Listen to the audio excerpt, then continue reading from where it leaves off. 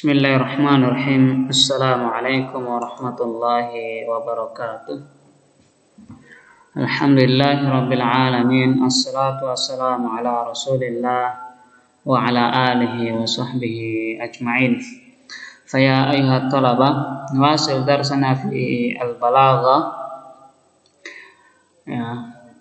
Pembahasan kita yang masih pada bab ilmu ma'ani yang sudah kita bahas. Di antara ilmu ma'ani itu ada al-khabar, al-insya, kemudian al-musnad dan musnad ilaih.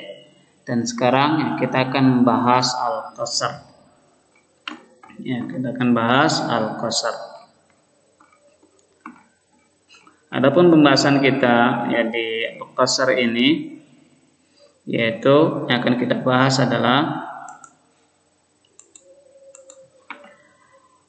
turukul qasar dan aqsamu al-qasar. Alat-alat qasar, kemudian bagian-bagian dari al-qasar. Maka kita lihat langsung pada halaman terakhir, yaitu khulasah. Nanti untuk ini kita jelaskan di pertemuan berikutnya. Kita lihat al-khulasah, ini di halaman 73.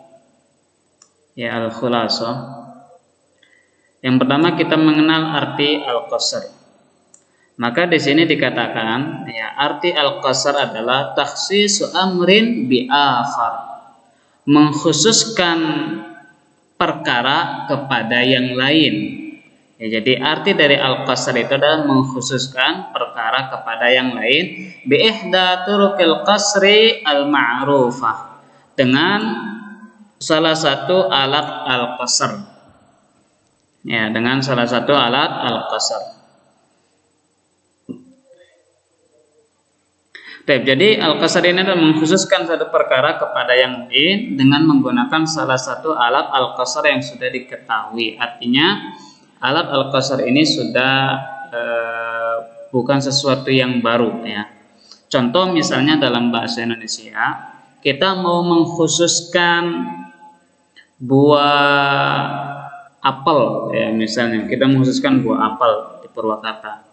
Maka kita katakan di Purwakarta ini tidak ada buah-buahan yang enak kecuali buah apel. Maka buah apel ini adalah al-qasar, pengkhususan terhadap buah.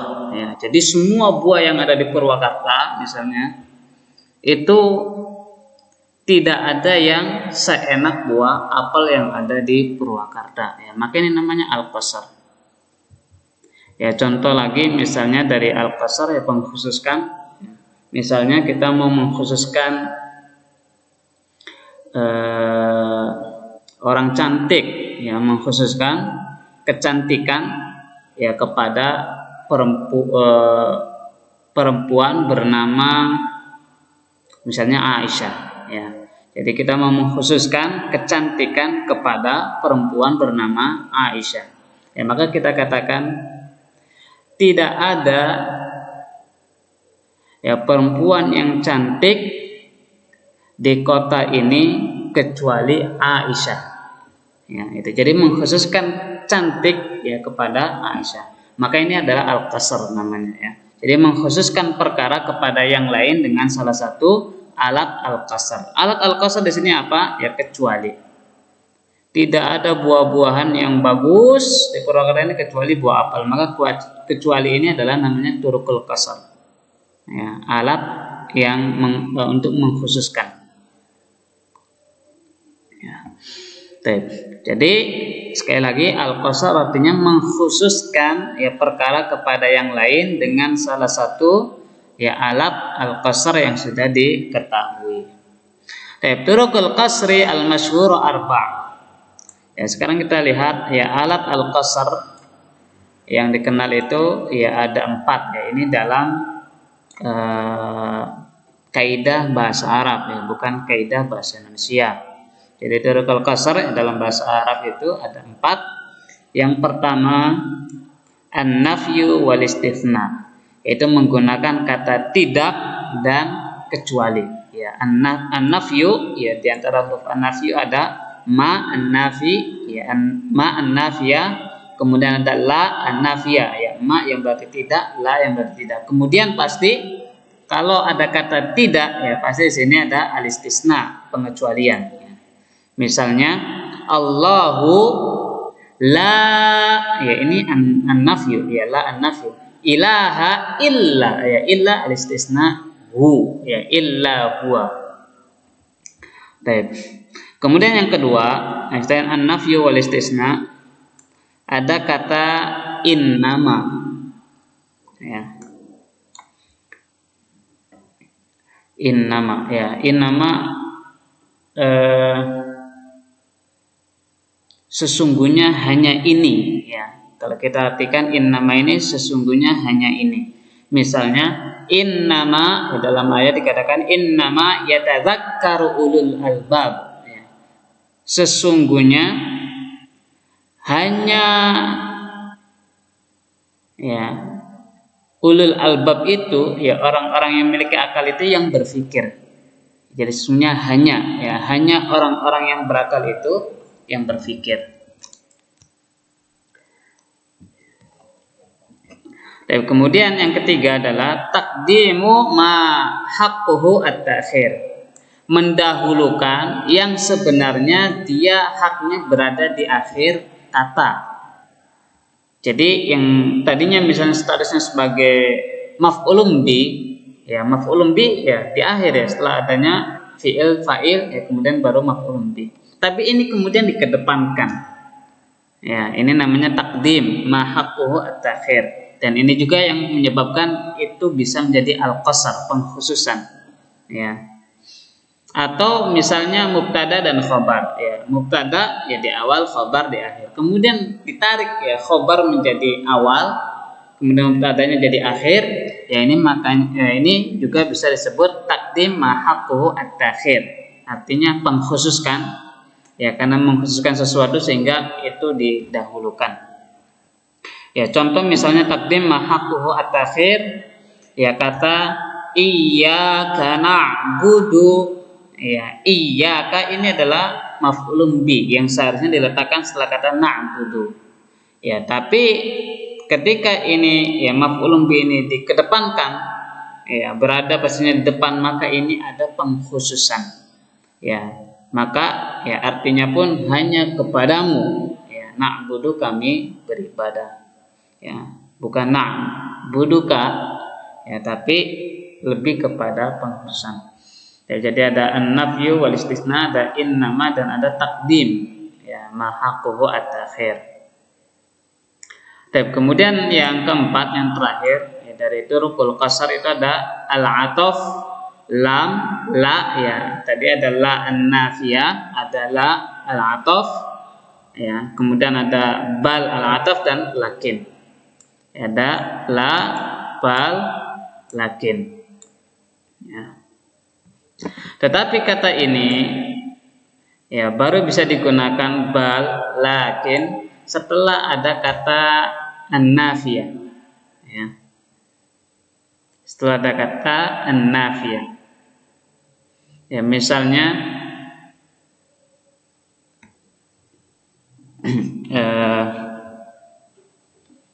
apa ya? Misalnya kita ambil kata bal. Contoh di sini. Misalnya kata ini ya, bal. Ya, maka ketika kita mau menggunakan kata bal, ya maka sebelumnya kita harus gunakan kata tidak atau yang semacamnya. Laisa, ya. Laisal yatimu alladzi qad mata waliduhu. Bukanlah seseorang tersebut disebut yatim ya ketika bapaknya meninggal. Bal, ya baru sini menggunakan kata bal. Ini namanya bal al-'athaf. Ya lakin al-'athaf. Ya kemudian ada la al-'athaf, la yaumuhu, la al-'athaf. Ya. Bal al-yatimu yatimul ilmi wal adabi. Ya tetapi ya seorang tersebut disebut yatim ketika dia ditinggalkan oleh ilmu.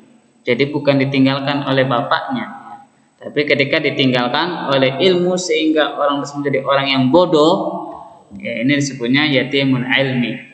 Wal adabi, ditinggalkan juga oleh adab etika, ya sopan santun, tidak punya sopan santun, tidak punya etika, tidak punya ilmu, ya ini ya kata penyair disebut yatim, ya yatimul ilmi wal adab, ya.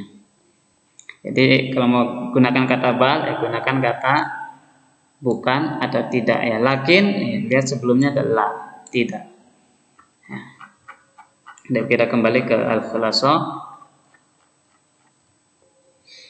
Itu ya turukul qasar. Jadi turukul qasar ada 4, kurang pada an-nafyu wal istisna, ada innama, ada taqdim, ma haqquhu at-ta'khir, kemudian ada al-'athaf, ya bi, la, bal dan lakin. Kemudian berikutnya likulli qasrin tarafan. Ya setiap qasar itu memiliki 2 rukun. Ya jadi qasar itu memiliki 2 rukun. Yang pertama adalah maksur, ya yang disebut dengan maksur, yang kedua ada maksur alai. Ya, yang pertama ada maksur, yang kedua ada maksur alai. Ya, contoh misalnya kita ambil dari kata tadi bal, ya laisal yatimu alladzi qad mata waliduhu. Ya. Bal al yatimu yatimul ilmi wal adabi. Ya, maka maksur di sini adalah al-yatim. Ya, kemudian maksur alainya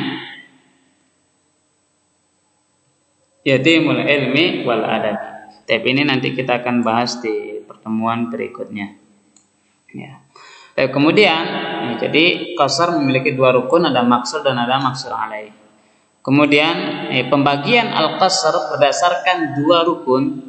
Yang qasimul qasr bi'tibari tarafaihi, ya pembagian qasr berdasarkan 2 rukun, ila qismaini, itu ada 2 macam. Yang pertama adalah qasr sifat ala mausuf, kemudian ada qasr mausuf ala sifat.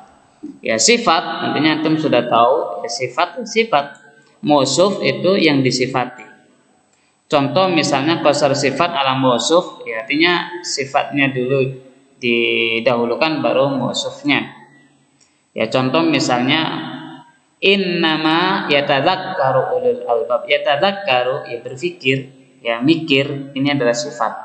Ulul albab yaitu orang yang memiliki akal, ini adalah yang disifati. Jadi itu ya kalimat innama yatadzakkaru ulul albab itu masuk kategori qasar sifat ala mausuf. Contoh yang qasar mausuf ala sifat, ya, contoh dari qasar mausuf ala sifat yang disifati dulu baru sifatnya. Ya seperti contoh